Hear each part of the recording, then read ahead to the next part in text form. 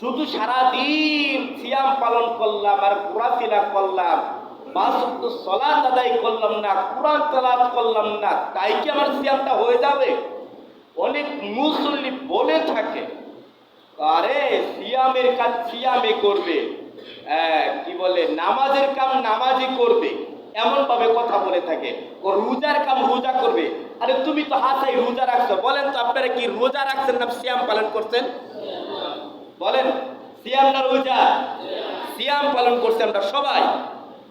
আর যে বলছে আমি রোজা রাখছি, রোজার কাম রোজায় রাখবে, হ্যাঁ সত্যি রোজা রাখছে কিন্তু সিয়াম রাখেনি। সিয়াম মানে আপনার পাপকে জালে পুড়ে ছাই করে দেওয়া, এটার কি বলে? সিয়াম বলে। আর রোজা মানে সারা দিন উপবাস থাকা।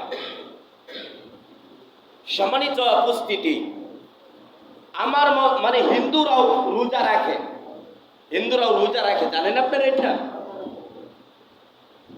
সম্মানিত উপস্থিতি, যেমন আপনি কিংবা আমি সিয়াম আদায় করার পর যেহেতু মাহে রমজান চলছে, আমাদের মাঝে চলছে, আমরা এই মাহে রমজানের জন্য কি প্রস্তুতি নিয়েছি, আর এই মাহে রমজানকে কেমন করে সম্মান করছি? মাহে রমজানের সম্মান আছে না নাই?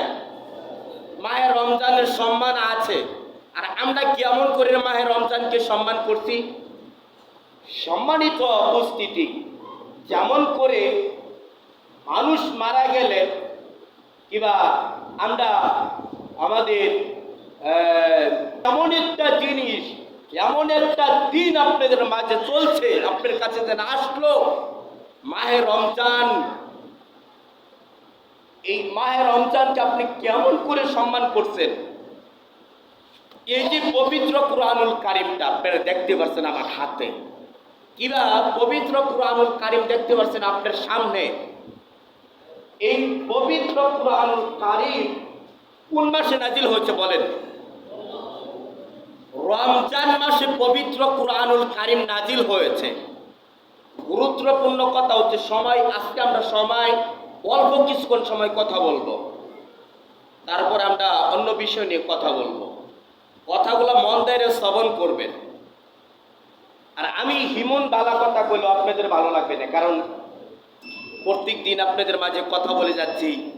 সম্মানিত উপস্থিতি, কথাগুলো মন দিয়ে শ্রবণ করুন। আপনার জন্য আমি কি বলছি, জীবনে অনেক পাপ করেছেন, আমরা সবাই পাপী, মেয়ে ছেলে আমরা সবাই পাপী, বুড়া বুড়ি আমরা সবাই কি পাপী।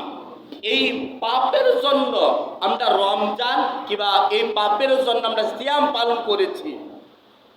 এই সিয়াম যেন আমরা পালন করেছি, এটার একটা উদ্দেশ্য আছে, এটা একটা আশা আছে। আল্লাহ সিয়ামের কারণে আল্লাহ আমাকে মাফ করবে, এটা আমার উদ্দেশ্য। আল্লাহ সিয়ামের কারণে আল্লাহ আমাকে জান্নাতে দিবে, এটা আমার আশা। আল্লাহ সিয়ামের কারণে নিজে হাতে সিয়ামের প্রতিদান আল্লাহ আমাকে দিবে, এটা আমার মনে কি আশা নিয়ে আমি সিয়াম পালন করি। কথা ঠিক কিনা? সম্মানিত উপস্থিতি, সিয়াম পালন করার পর আপনি সিয়াম পালন করে যাচ্ছেন, আপনাকে যদি এখন যদি পায় লোককে প্রশ্ন করি কে কে সিয়াম রাখছেন হাত তোলেন, তাহলে আমার বিশ্বাস সবাই হাত তুলবেন। সবাই কি তুলবেন? হাত তুলবেন। আমরা সবাই সিয়াম পালন করেছি, এমনভাবে আপনারা সবাই কি হাত তুলবেন। কিন্তু সিয়ামের যেন একটা সম্মান রয়েছে, সিয়ামের যেন একটা মর্যাদা রয়েছে, এটা আমরা বুঝতে পারি না।